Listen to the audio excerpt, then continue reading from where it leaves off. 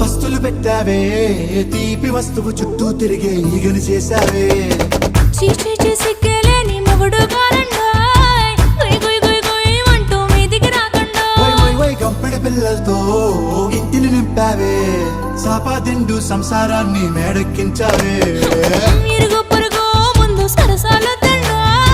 కెట్టి పడుకోరే కుక్కలాగా మీ వాళ్ళు ఏం చేస్తాం ఎక్కేస్తాం ఇట్టాగే డాబాలు